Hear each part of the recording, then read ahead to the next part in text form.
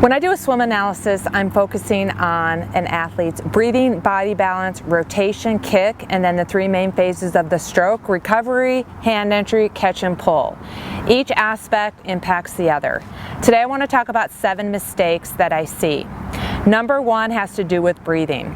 Obviously, you have to be able to breathe before you can focus on the 3 main phases of the stroke, and the way you breathe impacts your rotation, your kick, and your body balance. So the biggest mistake I see is athletes dropping their arm or pushing on their arm and lifting their head to breathe, and they're not able to get a good breath. Mainly they're not inhaling and exhaling properly either, but when you push on your arm, let your arm fall, lift your head, that's going to impact your kick. It usually causes a scissor kick, and it causes your balance to be off. Number 2, let's talk about balance. When you swim, you want to put your balance on the weight of, you want to put the weight of your body on your sternum. You want to tuck your chin with the proper kick from the hip flexors and ankles. That should bring your legs up. You're trying to reduce drag. And the biggest balance thing that I see athletes do has to do with breathing. When they lift their head, pushing their arm down, they're trying to recover and they're doing that split kick. That causes improper balance, or they're looking up and their chin's a little bit too high, so the weight of their body is more on their lower end, and that's going to cause body balance and drag issues. Number 3, rotation. If an athlete is recovering what goes on out of the water wide, or if they're pulling wide, they're not going to get a full body rotation, and they're not going to be tight and narrow. They're going to be too wide. That's going to impact speed, arm recovery, and definitely the underwater catch and pull. So improper body rotation, because the body rotation has to do with your catch and pull, that's going to impact other things. Number 4, the kick. I already mentioned the kick. If an athlete is struggling with breathing and body balance, then they tend to have a scissor kick or a wide kick, and they're not just kicking up and down.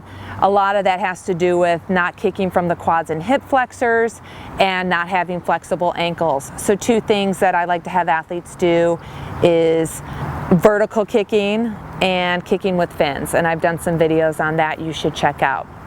Number 5, let's talk about recovery part of the stroke. What's going on with your arms out of the water? You want your elbow up, you want your elbow above your wrist, above your fingertips, because that's going to impact hand entry. You don't want to go wide. That's going to take a lot longer to recover, and one key ways to get faster is to increase your arm speed without losing strength and technique, and having a wide arm recovery is going to impact your arm speed. Being able to exit the water and get your elbow up and come around like that is going to help not only with your hand entry, but it's going to help with your arm speed. Number 6, talk about hand entry. I think the biggest mistake out of all 7 of these is an athlete's hand entry. They tend to reach, they tend to point their fingers up, they tend to do like a stop symbol. It's the stop syndrome symbol, and that causes them to drop their elbow, and they have an ineffective underwater catch and an ineffective pull. Instead of entering with their fingertips below the wrist, below the elbow to initiate that catch and that push, they just lose a lot of power by reaching and putting their fingertips up to the surface of the water. And number 7, all the first 6 issues impact number 7, which is that vertical forearm. You may have heard of early vertical forearm, where you enter, pop your elbow up, and then push the water and your elbow's high to the surface of the water. I like to teach a deep vertical forearm,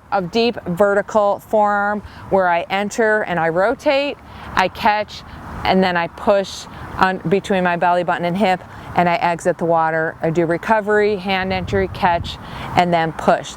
The deeper vertical forearm tends to do better for adult onset learner swimmers, because they tend to maybe have some flexibility, mobility issues, and that early vertical forearm is not as effective for their power and strength as a deep vertical forearm is. So there you have it, 7 of the biggest mistakes and how to correct them. I love to hear what you're struggling with. You can send me a swim video for a free analysis by clicking on the link below. You can join the chatter in our T2 Endurance Facebook group, and I hope you make it a great day.